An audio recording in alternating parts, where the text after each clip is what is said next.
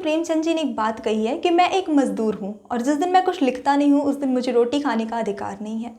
इससे ये पता चलता है कि वो अपने काम के प्रति कितने अधिक समर्पित थे और इतना ही समर्पित आपको भी होना होगा अपनी पढ़ाई की, अपनी तैयारी के प्रति, क्योंकि आप एक सीरियस एग्ज़ाम देने जा रहे हैं। सीरियस इन द सेंस ऐसा नहीं सीरियस है कि ये एग्ज़ाम नहीं निकला, नहीं क्रैक हुआ तो आपका जीवन जो है फिर किसी लायक नहीं बचेगा, ऐसा कुछ नहीं है, इतना भी सीरियस नहीं है। सीरियस इन द सेंस कि ये आपका भविष्य बदल सकता है।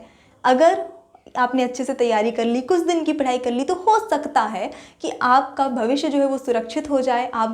आपका जो उद्देश्य है एक टीजीटी पीजीटी लेवल का टीचर बनने का, वो आपका सपना पूरा हो जाए। बस समर्पित आपको होना पड़ेगा, मेहनत आपको करनी पड़ेगी। फिलहाल आप है लर्निंग नीट चैनल पे, मैं हूँ निधि एंड यहाँ पर आज हम देखने वाले हैं नामकरण, वो भी एक ट्रिक के साथ। देखिए, सबसे इम्पॉर्टेंट बात ये हो जाती है कि प्रश्न कहाँ से बनते हैं। तैयारी तो सब करते हैं, लेकिन हमें तैयारी वहाँ से करनी है जहाँ से प्रश्न बनेंगे।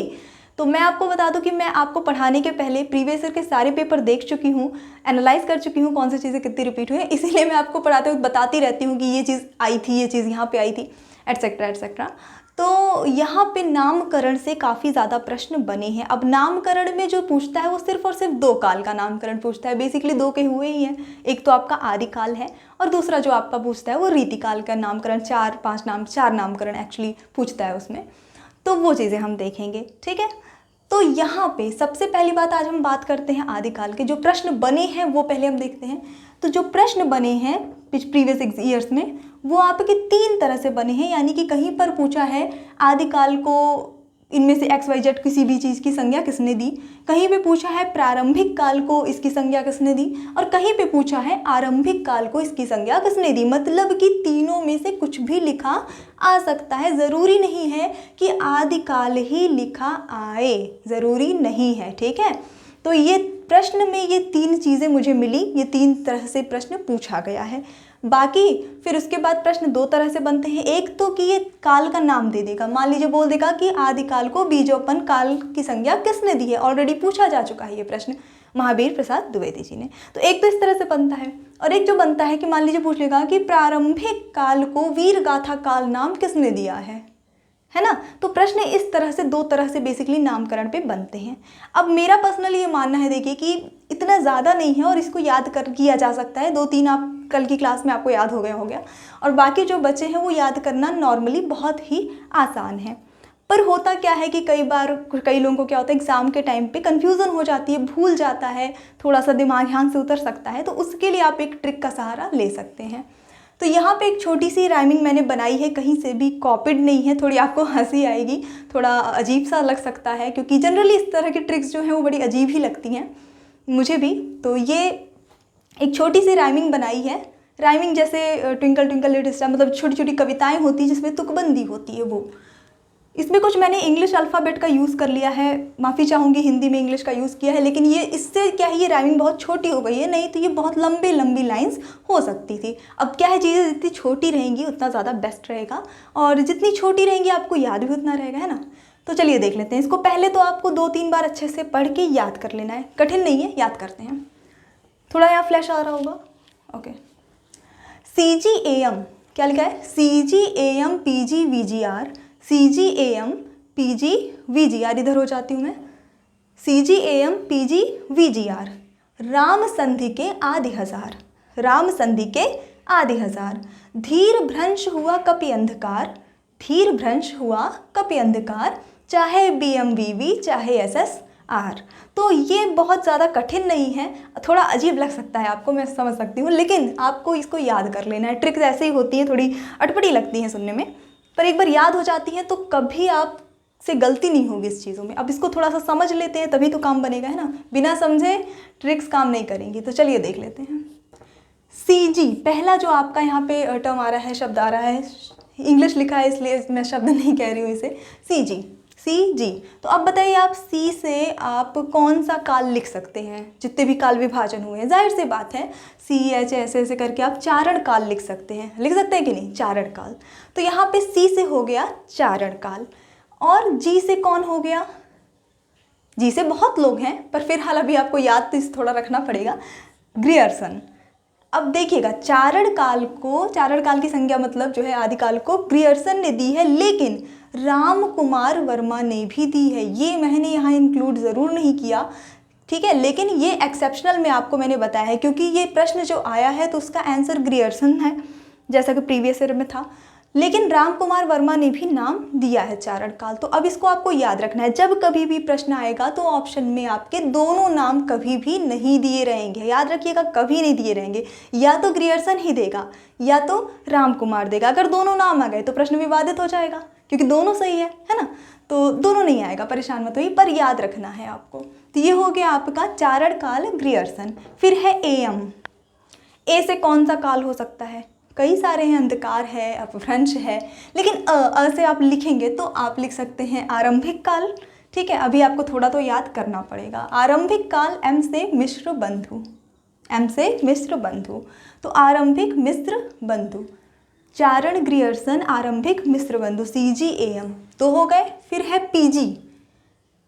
पीजी जिन लोगों ने किया है वो बिल्कुल पीजीटी एग्जाम के लिए प्रिपेयर रहें। तो देखिएगा, पीजी, पी से क्या है? ए से आरंभिक, तो पी से प्रारंभिक, जाहिर सी बात है।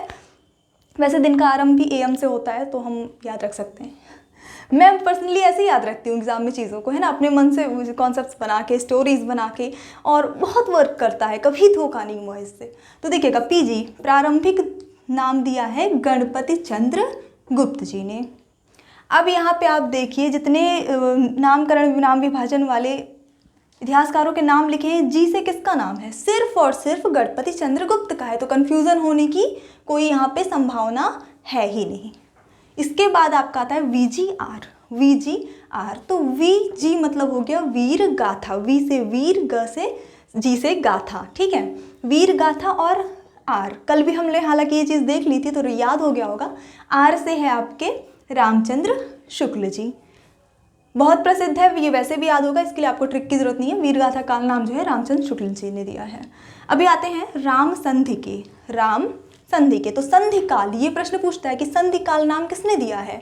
ठीक है, आदिकाल को संधि काल नाम किसने दिया है? तो संधि काल नाम दिया है राम कुमार वर्मा ने। ना सीधे सीधे राम लिख दिया, क्योंकि भाई आर से रामचंद्र जी भी आ रहे थे, ठीक है, राम कुमार भी आ रहे थे, कन्फ्यूज़न हो सकती थी, कई लोग हो सकती थी, तो बिल्कुल यहाँ पे हमने पूरा पूरा राम लिख दिया है, राम कुमार, संधिकाल संज्ञा दी इन्होंने।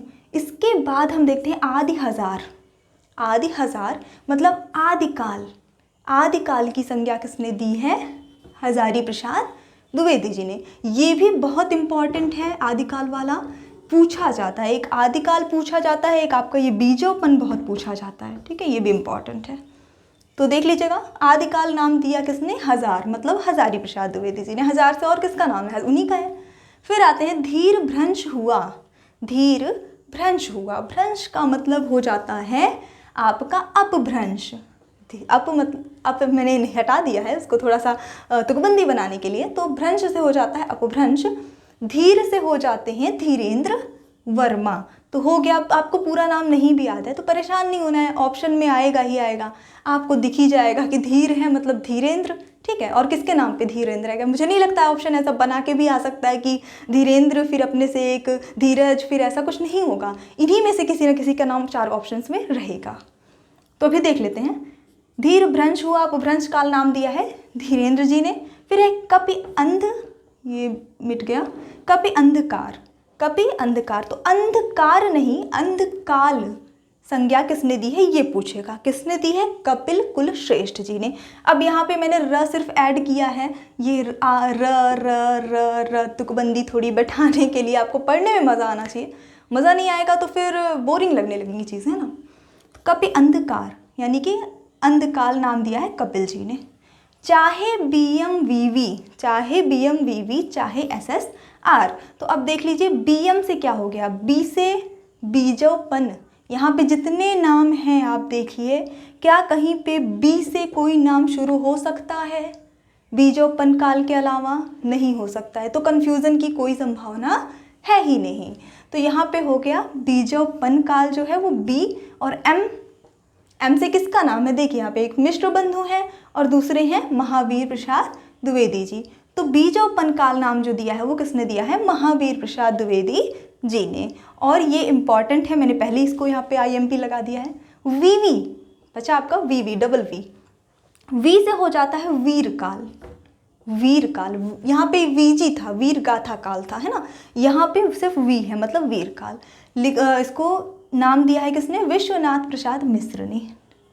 तो देखिए वी डबल वी हो गया आपका। तो वीरकाल का नाम जिसने दिया है उसका नाम भी वी से ही आता है, अभी आप याद रख सकते हैं। चाहे एसएसआर, एसएसआर का मतलब हो जाता है सिद्ध सामंत काल, और नाम दिया है राहुल सांकृत्यायन ने, यहाँ पे ओके यहाँ पे लिखा है, ठीक है। तो सिद्ध सामंत काल नाम दिया है राहुल सांकृत्यायन जी ने। यात्रा वृत्तांत के लिए बहुत प्रसिद्ध हैं, बहुत पूछे जाते हैं, तो यहाँ पे आपको याद कर लेना है। तो काफ़ी आसान है ये, इतना सा अगर आप याद कर लेते हैं तो इतने जो मेन हैं पूछे जाते हैं ज़्यादातर, ये आपसे सब बन जाएंगे, ठीक है, कोई गलती नहीं होगी और बहुत आसान है। CGAM, PGVGR, राम संधि के आदि हजार, धीर भ्रंश हुआ कपि अंधकार, चाहे BMVV चाहे SSR, काफ़ी आसान है। तो ये तो हो गया आदिकाल का, सबसे ज़्यादा पूछा जाता है। अब इसके बाद आता है भक्ति काल। तो भक्ति काल को जितनी भी इतिहासकार थे सबने अपनी मान्यता दे दी और इसका किसी ने भी नामकरण नहीं किया, इसी को सर्वमान्य मान लिया गया है। तो भक्ति काल से प्रश्न आपका नहीं बनेगा। इसके बाद आता है आपका रीतिकाल। तो रीतिकाल का नाम जो है नामकरण हुआ है और वो पूछा जाता है, उसको हम अब यहाँ पे देख लेते हैं।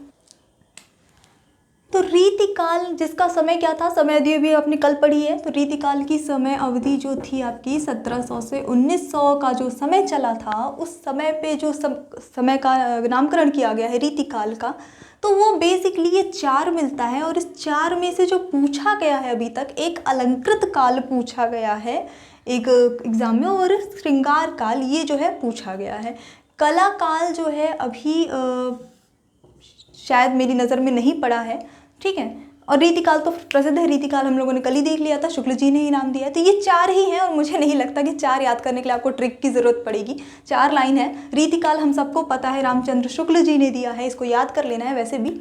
और बचता है अलंकृत काल। तो मिश्र बंधु, अगेन वो AM वाला फॉर्मूला इन पर चलता ही है। आरंभिक काल नाम दिया मिश्र बंधु ने, अलंकृत काल नाम दिया मिश्र बंधु ने, ठीक है। उसके बाद बचता है कला काल। तो रमाशंकर शुक्ल जी ने कला काल जो है इसको नाम दिया है, यहाँ पे मैंने लिख दिया है।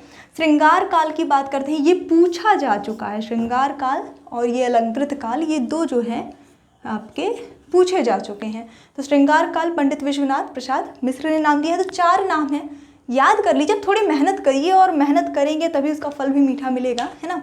और क्लासेस जो है हमारी, अब ये नामकरण तक हमारी थ्योरी कंप्लीट हो चुकी है, जितनी ज़रूरी थी, जो एग्ज़ाम में आती है, जितना प्रीवियस ईयर के हमेशा हर एग्ज़ाम में पूछा गया है।